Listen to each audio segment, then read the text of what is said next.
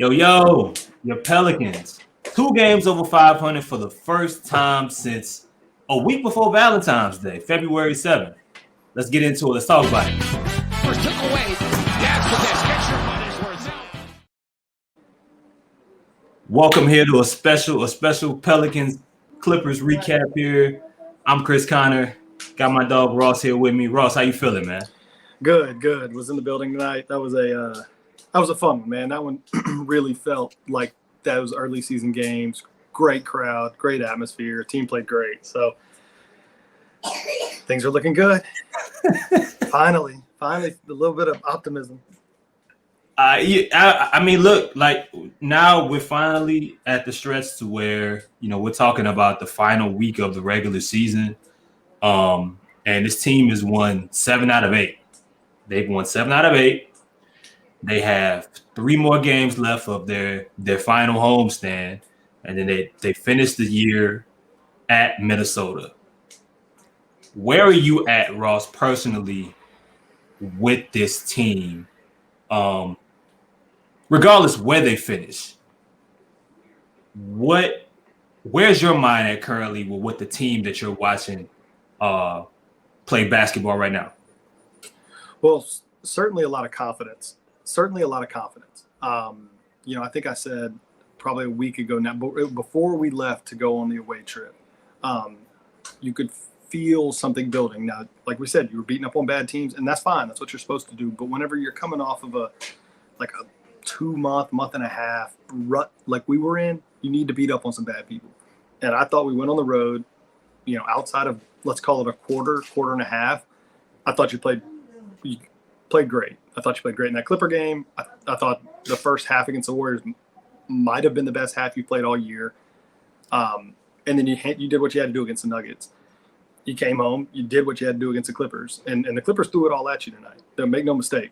Kawhi played hard. They did everything they could with the group they had, and they lost. This group, as it sits here today, is playing as well as it can play. This is how we were playing at the end of last year. I think it's just, what reinforcements can you get between now and 10 days from now, 2 weeks from now, to sort of take this to another level. But they're certainly playing with a lot of confidence. The one thing that's just standing out so much to me is, obviously Brandon Ingram, but we just seem to be playing faster a little bit all the way around. There's not as much thinking. There's not as much questioning what we're doing. It's just, if we get a rebound, we're going. If we get into our set and somebody gets a look or somebody gets a matchup, they're going. It's not, there's not this hesitation all the time, these bad ruts offensively. So it's been a little more pleasing to watch offensively. Well, I'm not gonna lie to you, Ross. In that first half, it wasn't pleasing at all. It wasn't. But let's talk about this perspective, man. If you'd have told me coming into this game, in a game in which the Clippers had, in a lot of ways they got embarrassed back in Los Angeles when the team played last week, and you'd have told me Kawhi was going to finish with 40 and Russell Westbrook was going to finish with 24. It would have been hard for me to tell you that the Pelicans were going to win the game, right? But the reason that they did win, because even with Kawhi's performance, even with Russell Westbrook's performance, the guy that controlled the game, the guy that was the best player on the floor tonight, in my opinion, was Brandon Ingram. Again, and through the month of March, through this 7 wins and 8 game stretch, he had a really good February. He's been playing some really terrific basketball. The playmaking is up. The turnovers have been down. He's telling CJ McCollum, get out of the way. He's seizing the moment. And in a night like tonight, where Kawhi Leonard, you're going back and forth with another dude that's been playing some of the best basketball out of anybody the second half of the year. Obviously, I think close to 30 points per game.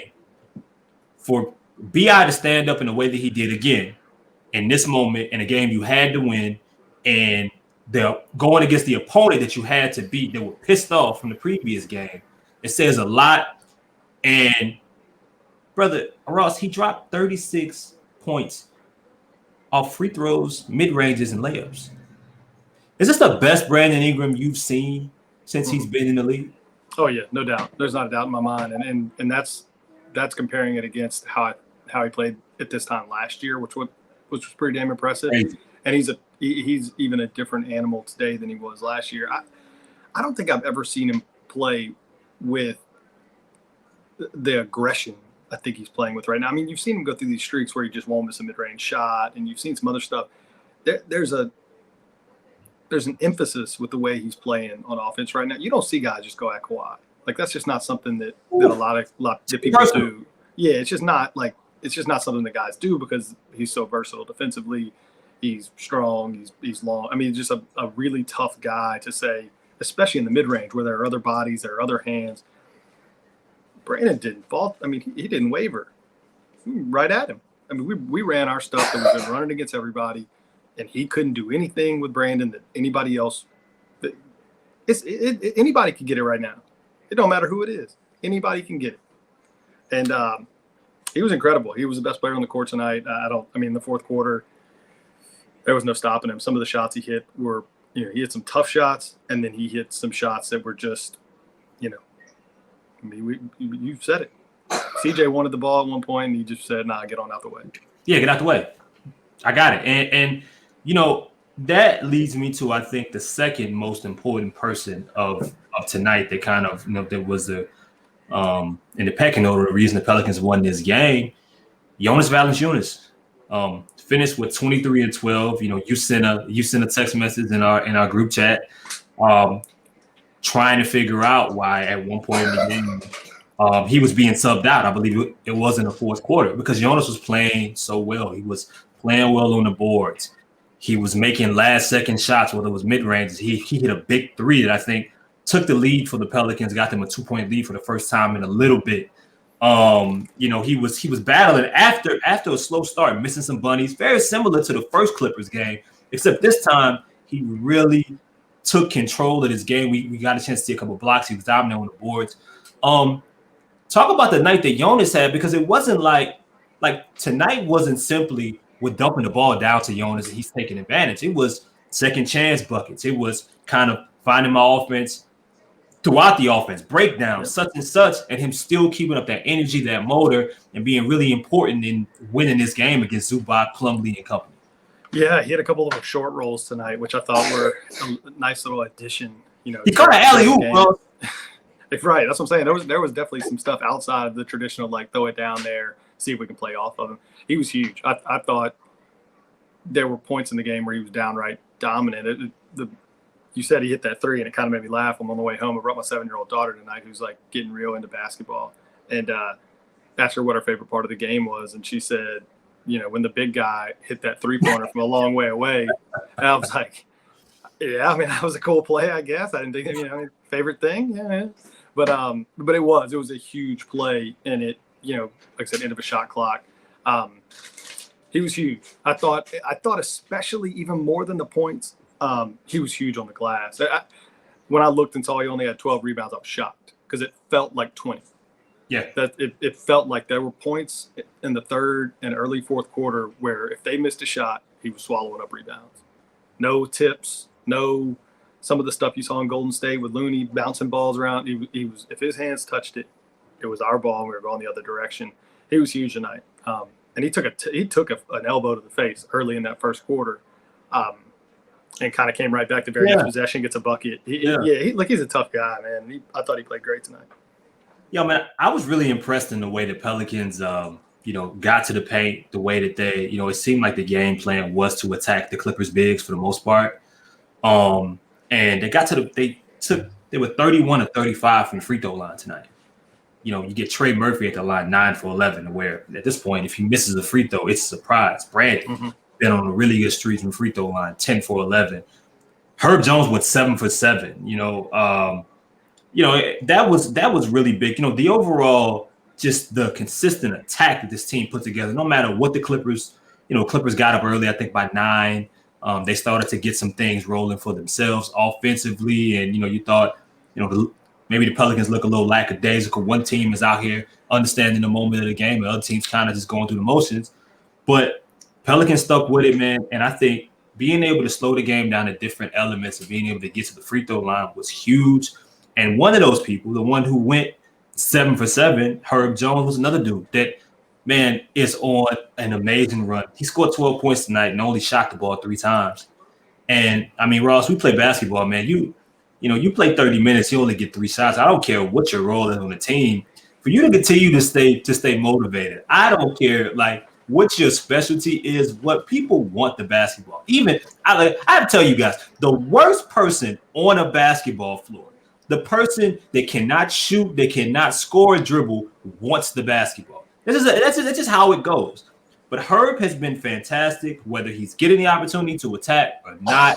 He's on another stretch, a really good stretch.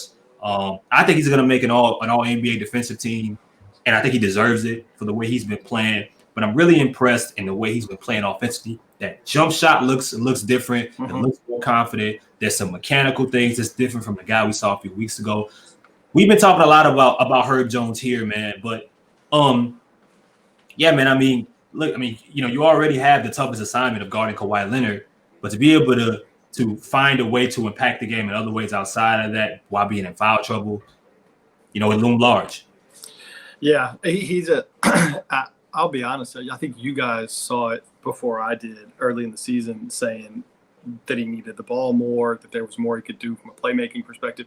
And it's become really, really evident, I think, the last month of like good things happen when he's on the ball, like good offensively. And that's just not something that I think, maybe coming into the year, definitely not last year, that maybe was as obvious. But good things happen when he initiates the offense. Good things happen when he's dribbling. Good things happen when he's involved in the offense. And I thought tonight, it felt like tonight there was a while there where he was bringing the ball up the court almost every time.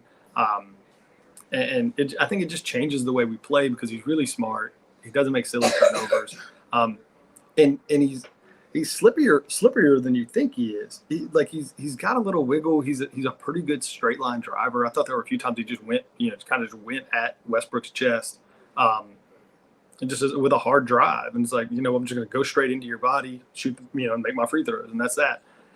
He was great. He really was. And it's just he's so valuable to the team for the exact reason you said. Right? He's doing all the extra stuff, everything. Not some of it, not just rebounding, not just picking up loose ball. Like he does everything else other than being the dude that has to shoot the ball every time down the court. He's doing all the other stuff. He was great. Yep. And, I think going back to Brandon shooting a bunch of free throws, I know Justin, I think, looked it up a few games ago. We're now like 7-0 or 8-0 or something when Brandon Ingram shoots double-digit free throws. If he attempts double-digit free throws, we win the game. It was the attack. It was the mindset that I think he had. It was embracing the contact. And, look, there are nights in which he embraces the contact and he doesn't get the calls. And when you're as good of a mid-range shooter and as good as of a difficult shot maker that you are, it might entice you to take a little bit more of those depending on what's happening. And he didn't let any of that deter him right now. The mode that he's in, he had a couple I think calls that he should have got earlier in the game. Mm-hmm. He voiced them, but it didn't stop him. He realized I gotta dig into a chest. I gotta attack downhill. He made an and one. He had a couple close ones. I think that was huge, and it was a part of a really spectacular performance because he realized that at a certain point, Ross, that no one on that Clippers team could guard him. They weren't getting through screens. It was what it was. There was a lot of drop coverage, and at that point, it was open season. It was spectacular. And speaking of spectacular, here's a quick word from one of our sponsors.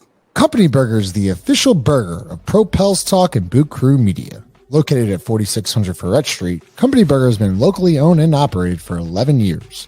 Grind the meat, bake the buns, make the mayo, get the homemade tots. Company Burger uses Creekstone Farms prime beef to create the best burger in the city with milkshakes to go and a full bar. Company Burger is open every day besides Tuesday from 11 a.m. to 10 p.m. Can't make it out? No worries, we have you covered. You can order online right now at thecompanyburger.com or check them out on the Toast or Uber Eats app. Company Burger, the official burger of Boot Krewe Media. That was our guys at Company Burger here, man. Please check them out there at 4600 Ferret Street. But yeah, so Ross, another person that I think deserves some shine in this particular game. I do at some point want to talk about Dyson Daniels, but that's a biased favorite of mine. Trey Murphy. So we talked about getting the basketball. In the first half, Trey shot the ball 3 times.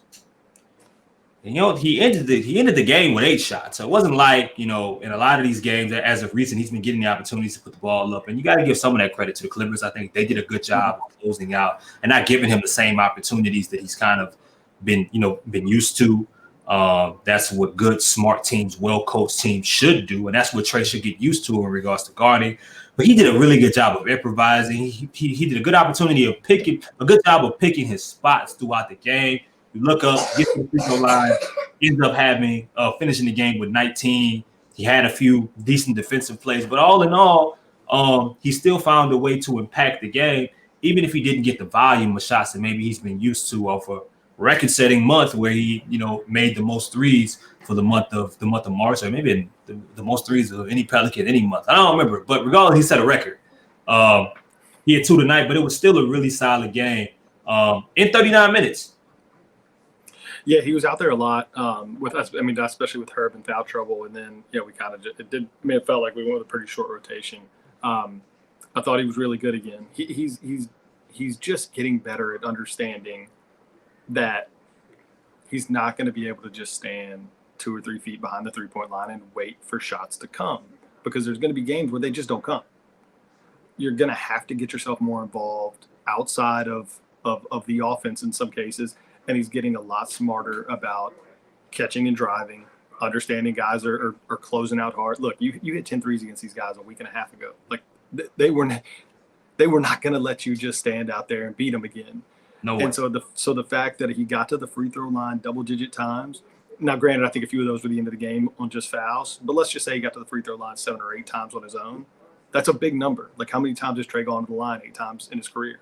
You can probably count them on one hand if I had to guess. So that to me is just as telling as a game where we've been complimenting him for shooting. Hey, look, he needs to take a ton of threes. We're now, I think, this is the next level of progression of you put yourself into a class of 3-point shooters where they're not just going to let you just sit. You're either going to have to get really creative like a Clay in terms of just moving off the ball, running your guy off screen, doing stuff that's just not as part of the offense, or you're going to have to get really slick about catching and driving. And I think he's embracing that. He tried to put somebody. I'm saying he tried to put somebody on a poster tonight, like undersells what he tried to do. He tried to end his life tonight. Thank God. I gotta get that on stuff video. Like that. But just stuff like that is you're gonna add things to your game, and you're gonna make yourself a lot more dangerous offensive player by playing. I think the way he played tonight, because there's gonna be nights where he hits 5, 6, 7 threes, but tonight wasn't gonna be that night, and so. Kudos to him for finding another way to get involved. And you could kind of see it. Him and Brandon were out on the court at halftime before they had a little band at halftime. They were out before these dudes were even done. Both with a look in their eye, like, we ain't losing this damn game. And so you pick up on little things like that. And I think he's just getting smarter about finding ways to impact the game and being a winner. Yeah, I mean, just realizing and whether it's a detriment to where the staff's creativity is, or just where he is right now in the pecking order of the team. Listen, and this is before even Zion comes back. Like, Trey's not gonna have the opportunity to have a bunch of things called up for him off regular, unless he's scorching hot. That's just where it is right now, right? Most nights right now with the current guys that are out here until Zion returns is Brandon, CJ, and Jonas. Those are going to be the guys that are getting the most opportunities with things drawn up for them. And unfortunately, for a lot of other individuals, that means you got to kind of find your way. Trey does have some, some interesting, he has some plays called for him throughout the game, but it's maybe not to his liking. That's a part of the game. But what you like about him now is that he's adjusting, right? Like you mentioned, last year, when maybe he felt like he should have had more things called up for him when he started to get things going. First, standing in the corner, he's moving. He may cut more. When he gets the basketball weak side, a chance to create, he's doing it. He's attacking closeouts. He's driving. He's getting to the cup. And in the Golden State game, you saw a runner, you saw a mid range, you saw a floater. Like those attempts, and that leads us because it's the process, right? It's the habits that you're putting yourself through, regardless of the result. That leads us into Dyson Daniels. Dyson finished tonight. I mean, box score wise, he was 5-2. It wasn't anything spectacular. Played 14 minutes, but he was a little different tonight to me. I saw more pace. I saw more intensity. I saw more willingness to dribble the basketball. I saw more of an aggressiveness to bring the ball up the court against pressure. The first possession he got in the game, he was being guarded 94 feet. Nick Batum picked him up. Yeah, Nick Batum picked him up. Yeah, I mean, he didn't even catch the ball yet. Right. So the first thing I'm thinking about as a watcher is: are you gonna pass the ball up, or are you gonna attack? Are you gonna sit there and try and uncomfortably get your way to the other side of the court, call for a screen over at your own free throw line? And he didn't. You're right. I think you just used the word I would have used for the way I thought he played today was with a different pace. It wasn't that uncomfortable. How quick can I get this ball out of my hands in the half court? He just didn't play that way. And whether it was his own maturing, whether it was the fact that he had more defensive responsibility. There's some guy, we talk about this with Herb sometimes, like there's some guys that because of the defensive assignment, it makes their offensive game go away. And there are some guys that whenever they are asked more on the defensive end, they are more involved in the game. And it reflects on what they do on the offensive end. And tonight it kind of felt that way with Dyson. He didn't score a bunch of points. He did have a couple big rebounds. He did have a big putback. But it's more of like you've got to be more involved in the game. You cannot just be catching it and holding it and looking. Like sometimes you just got to catch and go. And I thought tonight he caught and went a little more. No, 100%. And I mean, you named it. You hit it right on the head, man. I think for anybody that's playing, that's a role player that's playing sparingly for this team or any team that's chasing the opportunity to be in the playoffs. Every minute matters, every possession matters, and if you are on the floor, you can't just be out there as a designated passer, especially at the guard position. And I think that maybe he got a chance to watch film, from some of the previous games. Maybe he realized what he needed to do more of. But I was just happy to see him have a little bit more bounce, a little bit more energy. I think he attempted a floater tonight. It didn't end up going in. He looked like he was attempting. He just was more active. He seemed to be more assertive, and just realized that adjusting to how teams are going to play him and what the current vision of him is from opposing teams. It may not matter much longer, because if number one is back on the floor, that may mean that his minutes are up. But if this was the last game that Dyson ended up playing, I like to see that kind of response. Even if it wasn't spectacular, there was things that jumped.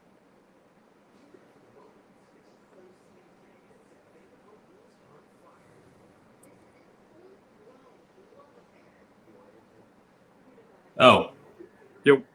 I don't know if I lost you or you lost me. Kind of cut out. I don't know. But no, you're right. Yeah. It was a different. He had a different mentality tonight, and I think it just reflected in how he looked. It's not always a box score thing. Sometimes you got to watch the game. There's nuance to it. It's not just like you're not going to do a lot of stuff that at the end of the thing you look and say, oh, he played 15 minutes and had X, Y, and Z. Sometimes it is very much about how someone looks. You can tell if someone is playing with a different level of confidence, and he did tonight. Like I don't have a box score to point to say, oh, look, he did X, Y, and Z. I'm just telling you the way it looked. And you saw it look better. You saw the same thing. Comfortable on the floor. And that's and that's really at this point, that's all you can really ask for. Yeah. And in this kind of game. Yeah. No, absolutely. And I'm glad you just you started talking about this game and what it means toward the playoffs. And this game was so important, not just because it was his first game back home, and not because you need all these games, but this win now signifies where you are with 4 games left. You were it went from a theoretical, well, if you win this and somebody else loses that, and X, Y, and Z. No. Now it's real. There's 4 games left, a win and a loss, and you are now either in the 4th, or you're now either in the 5th or 6th seed. It's here. You were in striking distance. Win the games you're supposed to win. These home games. In a week, I don't know next Friday we could be. I don't know. You could be in the 5th seed. It's all real now though. There's not all these scenarios that have to happen. Like you win your games, and you're not going to be in the play-in. So let's talk about that, Ross, because I think they have an interesting schedule, upcoming, and that's why this game was so important. Because when you look at the rest of these, you look at the Kings at home, you look at the Grizzlies and Knicks. We don't know what those teams are going to look like, by that time, and I mean simply from what they have to prove, what they have to play for at that period of time, and even if these teams have to, outside of the Grizzlies, for example. And there may be an interesting caveat returning into that game, which, but when we're talking about the Kings, the Kings kind of have their situation wrapped up. Will they be at full strength? Will they be playing? Will they have something to be motivated for? We'll have to see. But at home, with the way the Pelicans are playing right now, look, you should feel like you have an opportunity still to even win that game, even if the Kings are going out playing like it's a playoff game, right? 100%. Yeah. Then, you got the Grizzlies.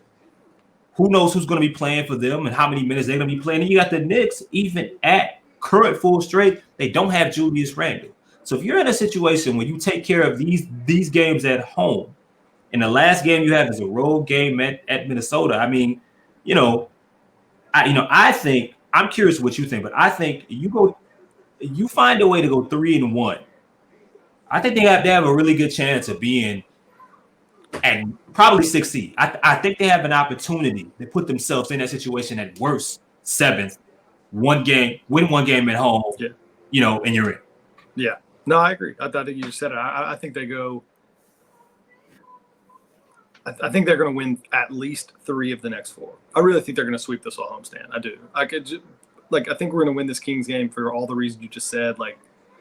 It feels a little bit like the Kings have already accomplished something and now are very squarely looking at that first round playoff matchup. I don't know how focused they're going to be on these last 3 or 4 games. De'Aaron Fox has been sort of in and out of the lineup. With an injury, it feels like there's, they're just not going to risk a lot of things there. And that's a game you can win no matter what.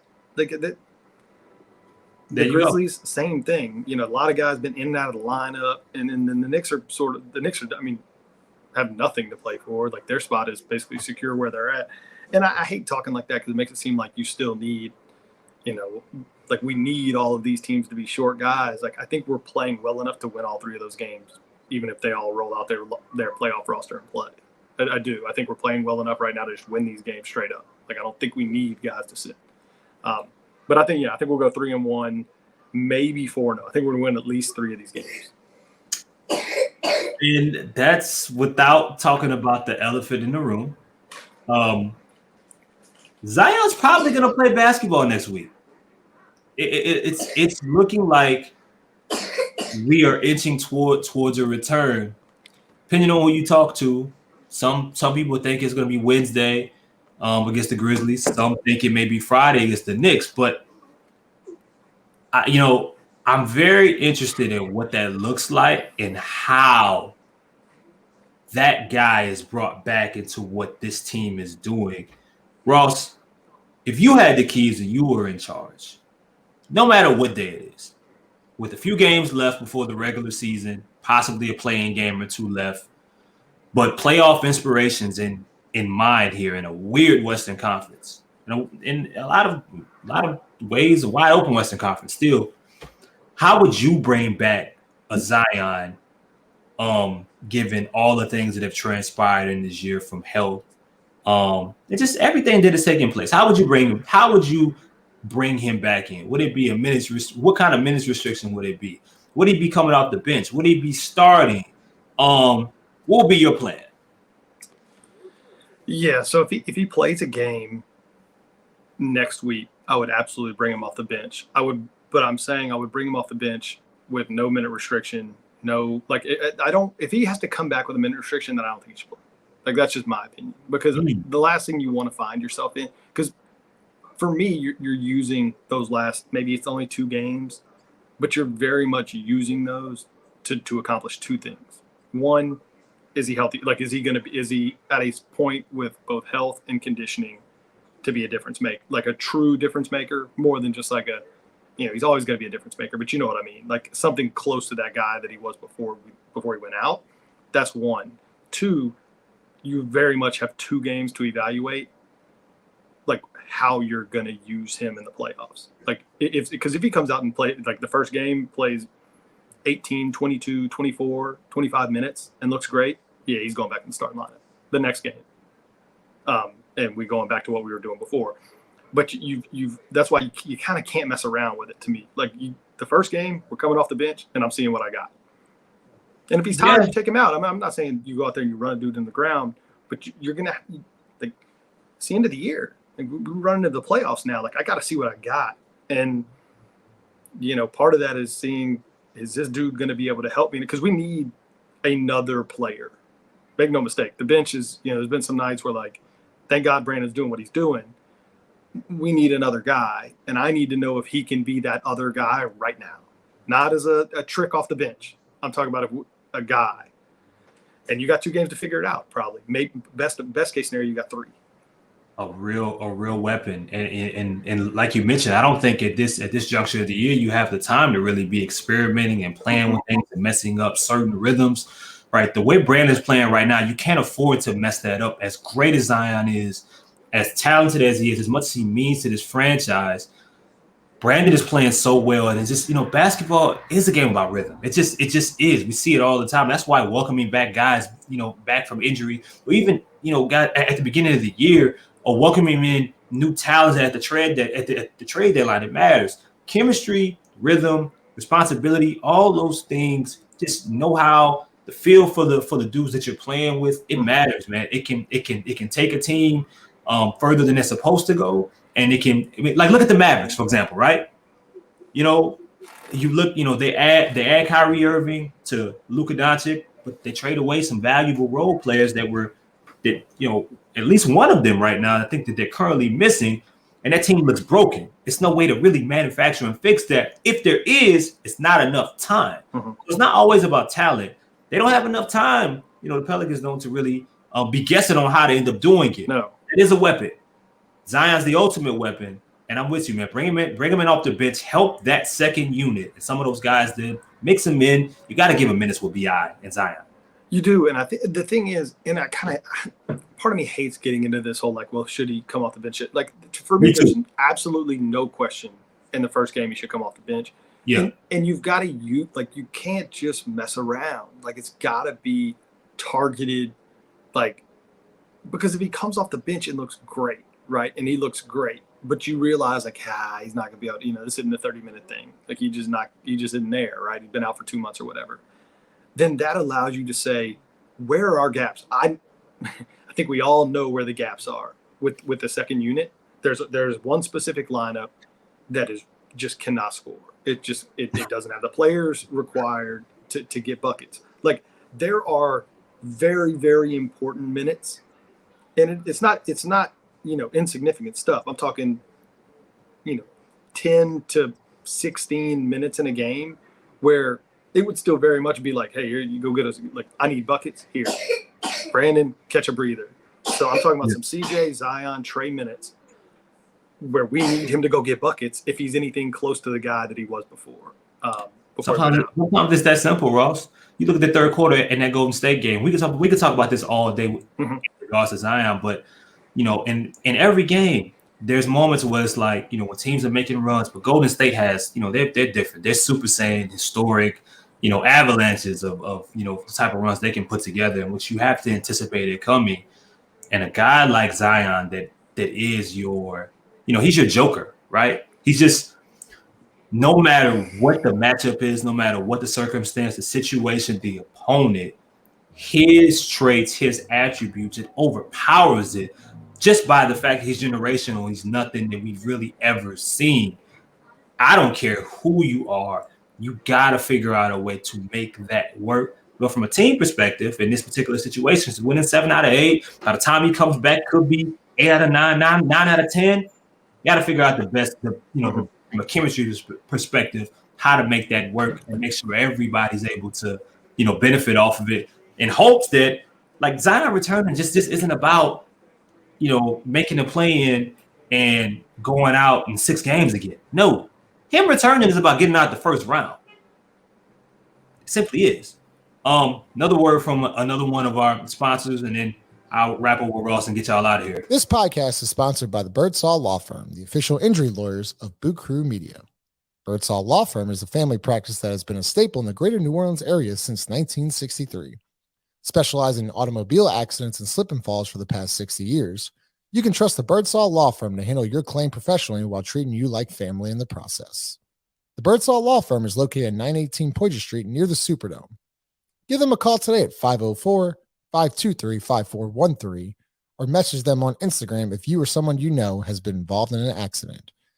Be sure to mention Boot Krewe Media sent you to get your free consultation today. Once again, you can reach them at 504-523-5413.